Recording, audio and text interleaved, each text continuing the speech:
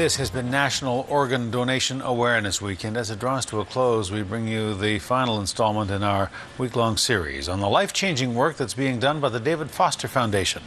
CTV's Andrew Johnson traveled with the foundation, visiting kids in hospital beds across the country. Some youngsters are waiting for an organ transplant. Others are recovering from successful surgery. And tonight we look to the future of organ donation and the foundation itself. And we salute the families who have refused to give up when their child has almost no shot at survival.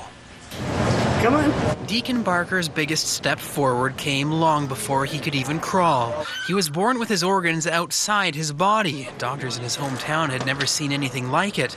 His terrified young parents were faced with an agonizing decision. They had him on the operating table and they said, well, what do you guys want to do? You know, like, this is what we got. And there was hands pretty much holding the organs and showing you what was good and what wasn't. Their options were to stick the bowels back in and give him a week to live, or cut them out and he could still only have a week to live. A year and a half later, Deacon's ready to roll with a few new parts under the hood. All in one shot. They did his stomach, his large intestine, small intestine, his liver, and his pancreas.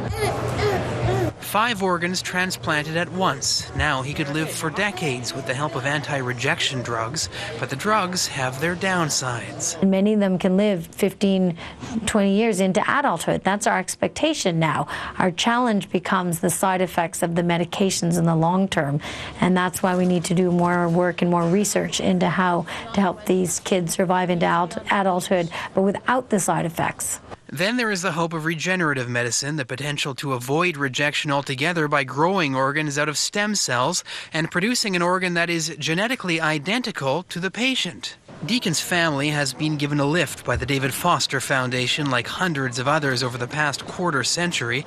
The foundation has ambitious plans to do even more by raising $30 million over the next 5 years. Going forward, we have to look to partnering. We have some great partnerships today with TELUS and WestJet, the Oak Bay Beach Hotel, are wonderful partners, and we want to expand on that and be able to raise money, continue helping families.